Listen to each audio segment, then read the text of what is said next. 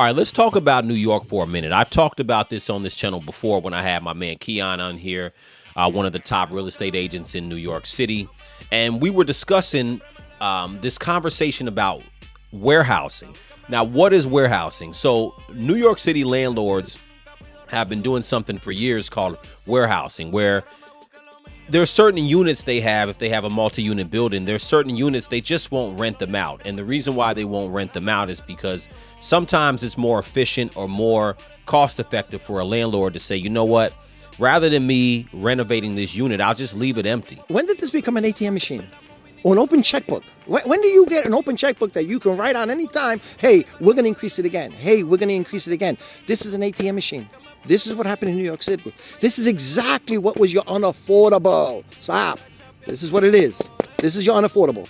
Okay? And it's going to go up again. Each unit here, $25,000 property taxes back in 2017. Today, it's $36,000. That's that 44% increase. But you do see on screen, rents are also going up. We're in Brooklyn. Rent is up here nearly 10%. In Queens, even worse, over 10%.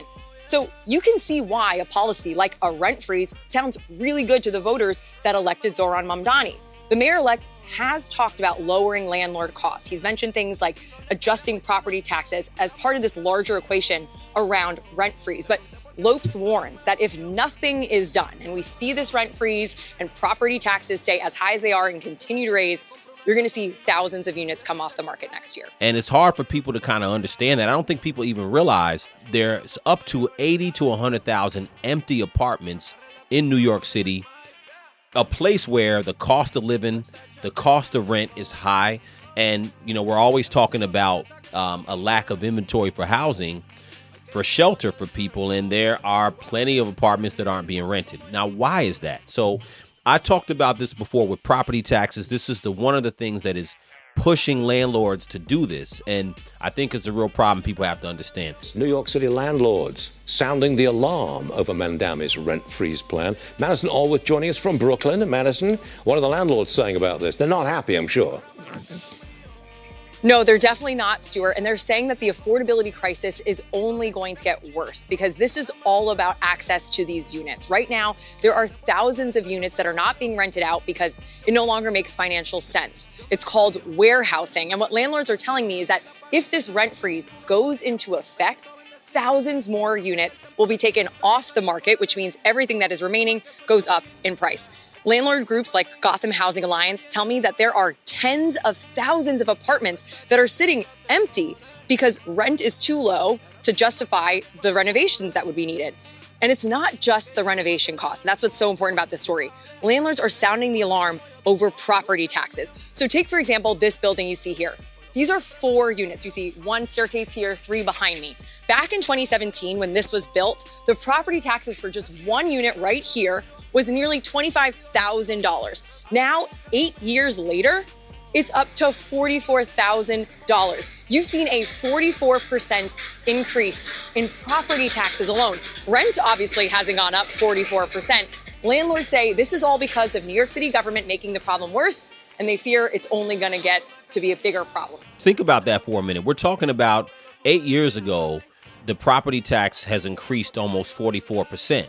So if you own this property, this is not a big property. This is a 4-unit building, right? Let's just say that you own this building, 4 units. Let's say, for example, you live in one, right? And you're paying, now, she said for 1 unit, it was $25,000 per year in 2017. And now it's up to $44,000, right? That is a lot of money per year that you're paying. $44,000 a year means you're paying about $3,500 a month in property taxes. So imagine if you own this building and you're going to try to rent these apartments out. It might not make sense for you right now to rent it out because the rents don't really cover what you'd be paying. So it may not make sense for you. And I think that this is something that people have to understand when it comes to the rent freeze. This is something that people were really interested on. It's something that people voted Zoran Mamdani in.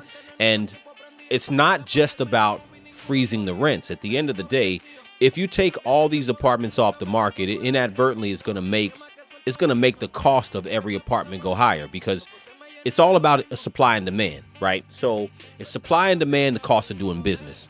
this is a circular thing that is everybody's getting screwed. So if a landlord has to pay that much more in property taxes, and particularly this may not be a warehousing issue with a 4-unit, but let's take the larger units, the 25, the 50 unit buildings.